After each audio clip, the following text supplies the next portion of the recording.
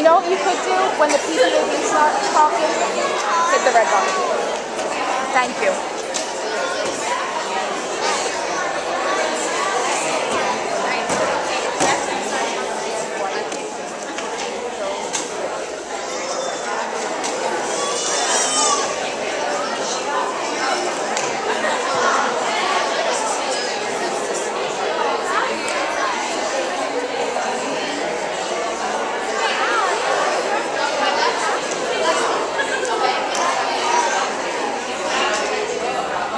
Good evening, ladies and gentlemen, students, family, and friends. I am not your valedictorian. I never have been or never will be.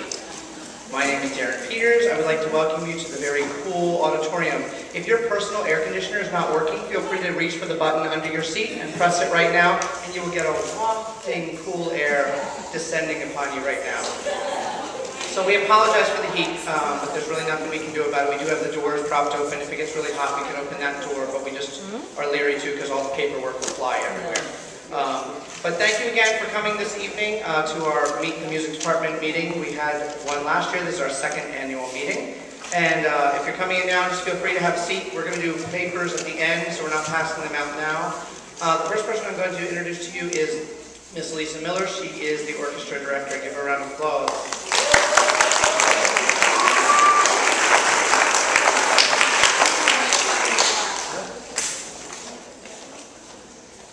Hi. So I have the job of telling you about the new rooms and extensions. So the choir room is 124. That used to be the orchestra room across the hall here. And the new orchestra room is in the high school annex, room 232. And the band is right next door in room 235. And the phone extensions, and Mrs. Frampton Advanced Music is 322.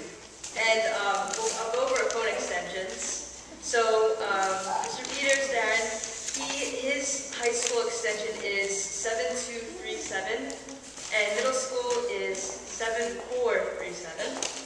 And Mr. Carpenter's 7434. Thank you. For middle school. And Mr. Carpenter's is 7329 for the high school, and 7440 for the middle school. And I'm only having one extension, the high school extension, and mine is 7231. So feel free to call us. And that's all I have to say about that. So next is Mr. Carpenter. You're here.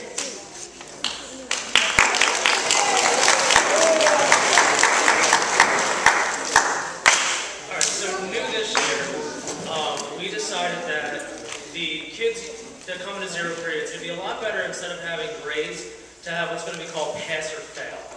The reason we decided to do that, a lot of times the kids, as much as they try their best to get on to rehearsals on time and they try their best to get places, some of them don't.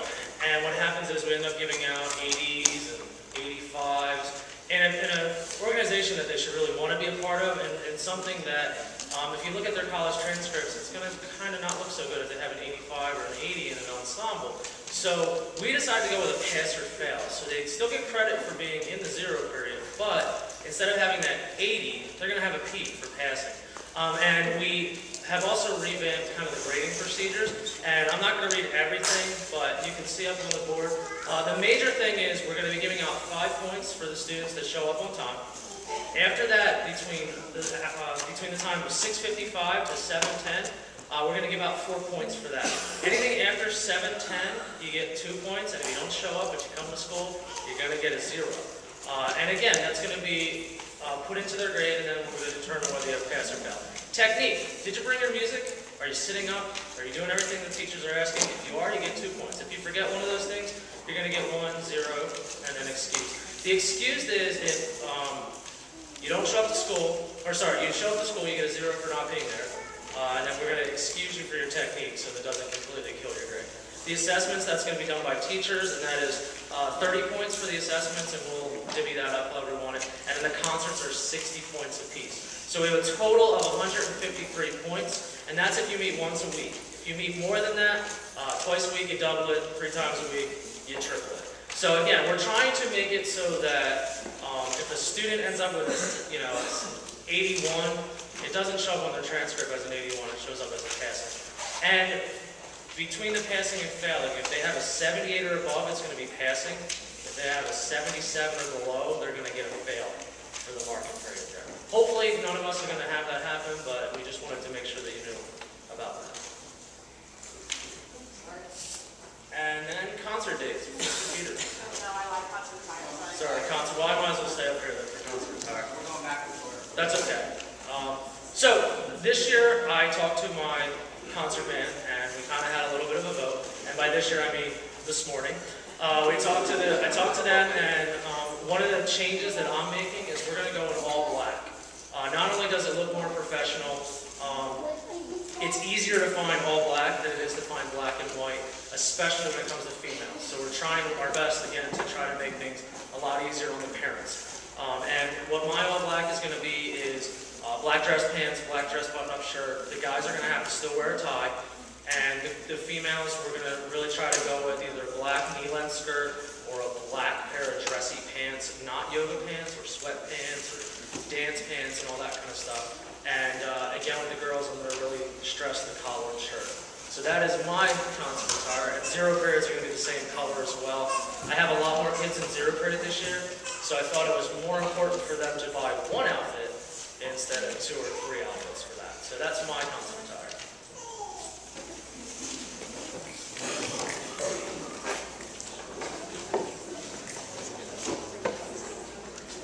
So for orchestra, our voting kind of happened last year. We sort of started with the uniforms, and then the spring concert was all black. So we're going to stay all black. Again, like Mr. Carpenter said, for the men, dressy pants, black, button-down shirt. You don't have to wear a tie because of the men with the violin, but if you're a cellist, you can wear a tie. Bassists can wear ties. Also with ladies, I'd say knee-length skirt. There's the difference between school-appropriate lengths and concert-appropriate lengths. Concert-appropriate lengths are longer than school. The whole, hand thing. I mean, if it's longer than this, if it's longer than your fingertips, still when you sit down, it should be below your knee. So if you're unsure, you can wear it to school and check with me. If you just want to play it safe, just wear pants. So just remember that concerts are dressy occasions, so it's your chance to dress up. Thank you.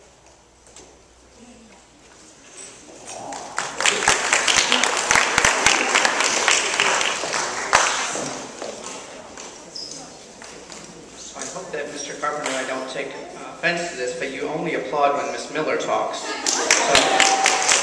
thank you. Make sure you applaud for Mr. Carpenter next time. I'm usually the oddball out when it comes to concert attire, so mine's going to be very similar to what it's been in the past. For Eagle Singers, we're going to wear the gowns that we just bought last year. So we had brand new gowns bought for us in the winter. The guys are wearing tuxedos, so everything for them is supplied, and then the girls have the rhinestone earrings and necklaces that match. For shoes, I always tell the females it's up to them. Whatever they can comfortably stand on the risers for a long time or dance in. If they want to dance in their 5-inch stiletto heels, they may, but it could be dangerous. For concert choir, they always wear the choir robes. Eagle Singers does the same thing and puts that over top of their outfit for the beginning and the end of my concerts.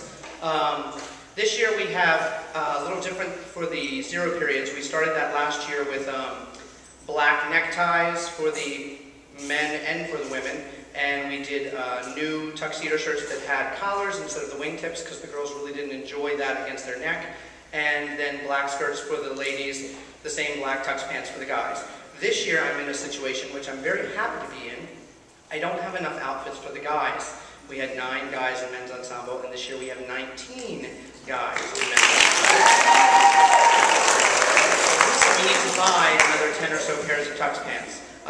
So to do that, Kathy Cunningham, who is the wardrobe mistress for me, is coming on Thursday morning, which is men's ensemble. So I've told the guys to make sure that they are washed and clean and have deodorant on, because she will be measuring different parts of their body. So they need to make sure that everything is clean and smells good on Thursday morning. And then Thursday morning, first period for Eagle Singers, The ladies don't know this, so I'm telling you now. Make sure that you wear appropriate undergarments because you're going to be going into a room with Mrs. Cunningham and changing into the gowns from last year. If you wear the same gown, that's great. If you have to wear someone else's gown, excuse me, she's going to have to mark it to get it altered for you. We do have extra gowns, so we have some that were never worn last year, so that will be done. So ladies, if you can wear your heels that you're going to wear for a performance or whatever shoes, bring them to school on Thursday, and I'll announce that every day this week so that we get the length right on your gown. The only other changes for the men, they're going to have their complete outfit for them, but for men's ensemble, we're not going to wear the vests that they never fit into last year anyway, because they're really girls' vests. We're going to go with suspenders with the black tie. So the guys are going to roll up their sleeves and look cool and occasionally wear some sunglasses. So that is my attire.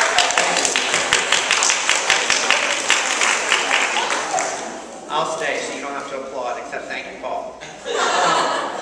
Concert dates, I'm not going to read all the concert dates, but there is a paper on the tables on either side that lists the concert dates for you. This includes the middle school dates. The dates that you're looking at there are just the high school dates. We've included all the things like the Tri-M induction, I don't know if National Honor Society is up there or not, but things like the Art Show, Tri-M, the Academy Nights, the Composition Nights. I think the musical is up there. So we've tried to do any type of performing arts event. We've put it on the calendar. Again, they don't exactly match this that you're getting, so you can always check our websites. We have it posted just to, Miss Baker might talk about this later, but if there's any confusion, she has two websites, a high school and a middle school. She'll talk to you about her fun day about that a little bit later. So always go to her high school website if you're looking for high school dates. The one date that's not on this paper is the high school orchestra date. Somehow, unfortunately, we didn't mean to do that, but we did not put it on the concert list, and it's 12/8, so December 8th. If you take any of the papers on that side that are green, they are correct because I wrote it in. So if you have one that doesn't have it, please write it in yourself. On the back, what I did was I went ahead and copied the performance policy. Everybody looks at this at the beginning of the school year and you've all signed a performance page saying that you've read it and understand and will adhere to these. If you don't, guess what? You still actually do adhere to them, but we're just not sure that you're aware of them. But in the past, we have had some issues with parents not understanding them. So basically, I'm just going to quickly, without reading it, explain. There are 3 reasons why you can't be here that are acceptable. They're listed for you. I'm not going to read them. But if you fall under that category, for example, a death in the family, you're not in school, you're ill, and I forget off the top of my head what the third one is, some natural disaster like Irene dropping a tree on your house, could be you couldn't get to the concert. So you then need to do a makeup assignment for that concert. We put a 0 in, so it looks like they failed the 300-point concert. But when they make up the assignment, we put it in. Different directors have different rules on what they will grade them. Some people will give 100%. Some people will not give a full credit because they never really attended the concert, but they could get, say, a 92A, the lowest A possible. You'll have to talk to your directors about that. But if you do not attend the concert and it's not on this excused list, then you do not have the ability to make up the concert, and it's 0 for 300 points, which will make any person fail no matter how well they've been doing. It's just the way it is. That's our big assessment. If they come to the concert, they pretty much get 100, unless they do something really odd, like come really late or halfway through the concert, or stand up and yell obscenities to the audience during the concert. So it's really easy to get a 100 or 300 points for the concert by showing up. So if you're unclear about that, please see any of the music directors and we can explain that further. But it is, if it's excused, you can make up the assignment. If it's not excused, you can't. If you choose to be excused and then don't make up the assignment, you still get a 0 for that concert. It's not just because you missed the concert, you were throwing up all day, so you never have to do anything. You still need to, just like a math test, make up that test or that assessment. So we'll take questions later, I'm sure, if you have any about that. Do I still talk? Academy lessons. I do. Great, this is my long part of the evening. We have some new faculty members for our academy lessons. The first you know, Mr. Brody, he's my accompanist. He's been here, I guess, as long as I have. He came in January of my first year. We're very pleased to have him. So he's added to our voice faculty. We have Mr. Malloy teaching trumpet. lessons. So some of the students that play trumpet will have Mr. Malloy this year. And we have Miss Villanelli, who, yes, the name is familiar because her mother used to be our librarian here at the high school. She teaches part-time at the middle school now and does the related arts classes. And she is doing clarinet only or other woodwinds as well? Sax. Okay, so she's a woodwind specialist and she'll be working with some of your students. So please welcome them into our department as well. And just when you thought it couldn't get any worse, I'm still up here. So we have a Give-A-Note project that is not being done by us, but the show Glee, which many students like Glee. Anyone out here like Glee? They're giving away $1 million. They are aware that music programs across the country are being cut due to finances and budget cuts. So they've decided to help 73 schools around, high schools around the United States of America. So they're giving out the prizes as follows. Three schools will get $50,000, 10 schools will get $25,000, and 60 schools will get $10,000. To apply for this, all we need to do is send in a 2-minute video clip explaining why our school needs some money. So, we're going to do that. Today, the orchestra, band, and choir students were all spoken to by me and Aaron Yanello, who has offered to be the videographer, as well as some of the GMT students that said they will certainly help with this project. We're hopefully, in the next few weeks, going to get that together. It is due by October 10th. And it's just a 2-minute clip. So we brainstormed a little bit today, and the students are going to have some meetings about getting together. Hopefully, we can get one of those 3 top prizes of $50,000, which is hopefully going to go to the lights. As you see, this light that's on me now, and those are 3 of 10 lights that actually work that are hanging from here. So if you were at Hercules, you know how much I love the lighting system here in the afternoon or the evening show. So we're really hoping to get a new lighting system. To do that, we had a quote done 3 years ago that was $112,000 to do just the lights in this auditorium. And to do that, we have 3 phases of about $38,000 each year. So I know our goal is to raise a lot of money this year to get that first phase done. If we got $50,000, we could do the first phase and have, you know, a little bit extra, almost $20,000 to do some other things. So we're looking forward to that. And I think this is my last slide that I get to do. Oh, I get to leave and introduce the person that you have all heard about before, who has the 2 wonderful websites she'll talk to you about, Miss Baker.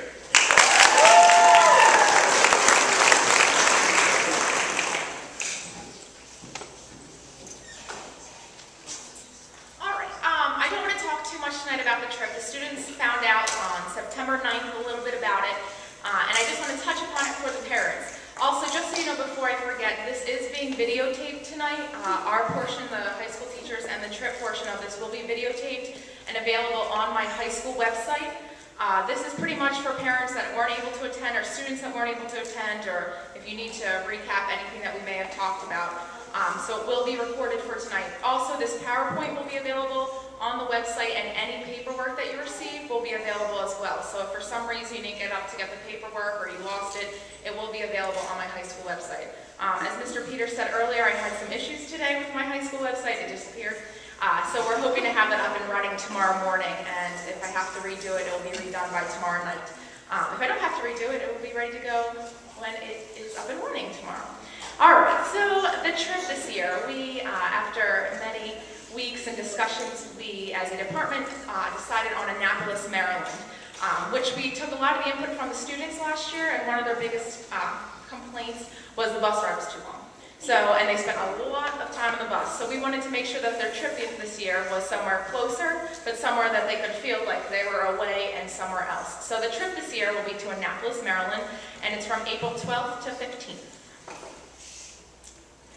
All right, what is included in the cost? The hotel, the bus, the festival, the Six Flags, the awards ceremony, dinner, dance, and medieval times, lunch on Thursday, dinner on Friday and Saturday, breakfast for Friday, Saturday, and Sunday, and then again this year we'll be buying them either a polo or some type of top so that all of the students will be in matching uniform.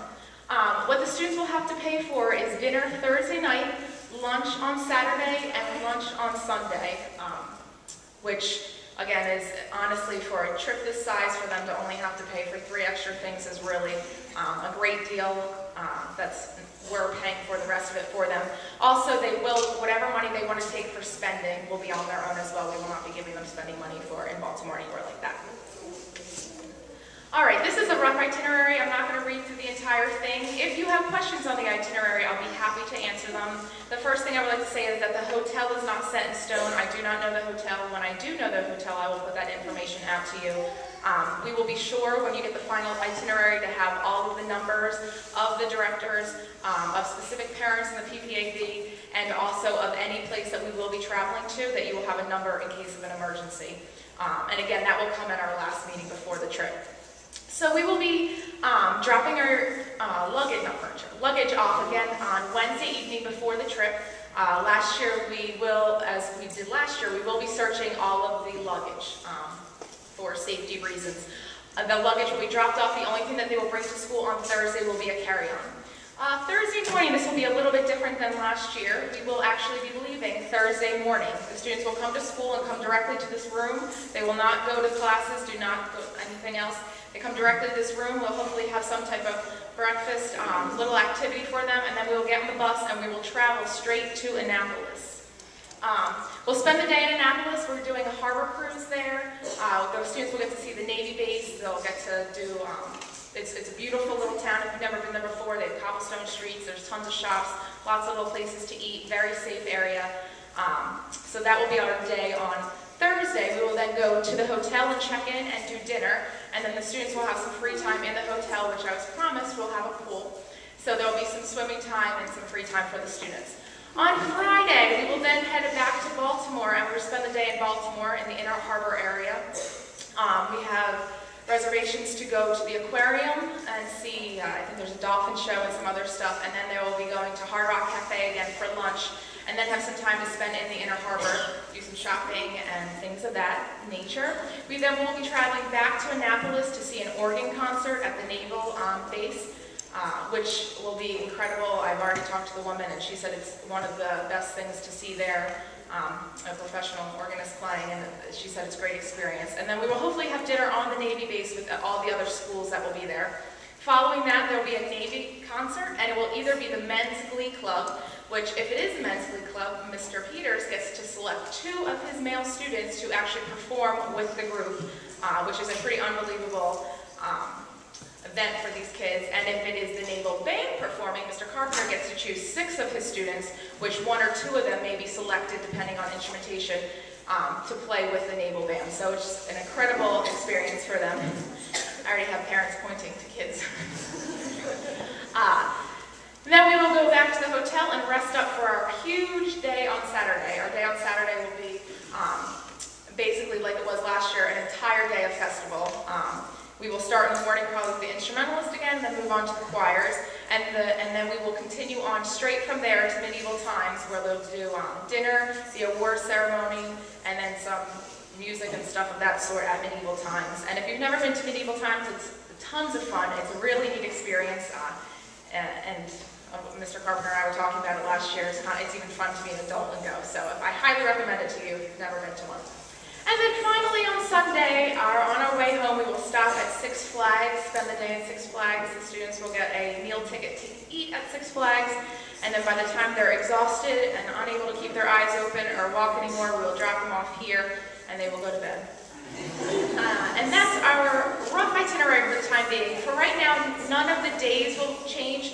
The only thing that I can't tell you is really the times, the exact times, but that is our rough itinerary for now. And they'll come to school on time on Monday. Correct, and you will be on time on Monday because you're getting back between 5 and 6. Hold on 1 second, okay? Finally, the last thing that we want to go over is a payment plan, and there is a form actually tonight that has this exact payment plan on it, plus a tear-off sheet. Which, if you're interested tonight, you can actually pay for your first deposit. The first deposit is due on Friday. It's a deposit of $25. It basically says that I would like to go on the trip. Here's my $25 to hold my spot. Right now, our goal is to get 100 students to go. Last year, we had about 83 attend the trip, and we would like to see 100 of the students go. That, again, is our goal. No pressure or anything like that. The payment plan is, as you see, broken up and spread over a few months. The first payment is this Friday, and it's $25 to hold your spot. October 21st is $75, November 18th is $100, and December 19th is $100. I want to freeze there. If you read the fine print, which you can all read on paper as well, basically says at December 19th, if your student decides to back out, there'll be no more than $50 refunded because of the amount of money we have to pay. We have to pay basically 3 large installments of the trip, and the first 2 will be already paid, so we cannot refund anything else after that, and also including the bus. So they're very, very large installments of money that we have to pay, so only $50 will be refunded if your child decides not to go. Any of the money that was fundraised, we cannot refund to you because that has gone and disappeared to the companies. We do not have that money anymore. And then after that, we will refund no longer if you back out after that. So then there's another payment on January 31st of $100, February 29th of $100, and then you'll see in parentheses one more payment of $50. We're hoping not to have that payment. We're hoping to keep the cost to $500. That is based on 100 students going right now because of the amount of money it costs for the bus and for the festival. When we worked it out, it was about $500 per kid plus all the other stuff you saw. But if we do not have enough students going or the number, we will have to do the last installment of $50. So that's why you see it on the slide in parentheses, because hopefully it will go away. Again, tonight you are free. We have envelopes and we have pens up here. If you would like to write a $25 check, or if you have $25 cash, you can rip the slip off tonight, put it in the envelope, and hand it to any of your teachers. You also have the option, if you know you did a Joe Corby's fundraiser, or you know you did a fundraising over the summer, and you know you have $25 in your student's account, you can also take the check from the account. All right, before we start, Paula, did you have a question, hon? Yeah, that Monday after you get back from trip, they're going to be 0 grades winning us, right? That morning. Oh, yeah. Right, Mr. Peters? That's when you'll listen to your adjudicated CDs to hear how well you did. Yeah, and you'll have plenty of time to sleep, no problem. Oh yes, if you have not signed it in anywhere, there should be attendance moving around. Please make sure you sign in tonight. We do have, we want to get your emails just in case the teachers don't have them, and we would like to see who is here tonight. Before I pass it over to Ms. Donna Bellinger, our PPAB president, I would like to touch upon what she will do again. Tonight we have 2 fundraisers that we are starting. One is World's Finest Chocolate, and the other one is the Yankee Candle Sale. There are 2 sets of papers that you will need to pick up, and then there's also a PPAB form that explains the dates, the start dates and the end dates, and explains exactly what the PPAB does. So if you are interested in that, please pick that up. I'm now going to turn this over to Ms. Donna Bellinger, our PPAB president.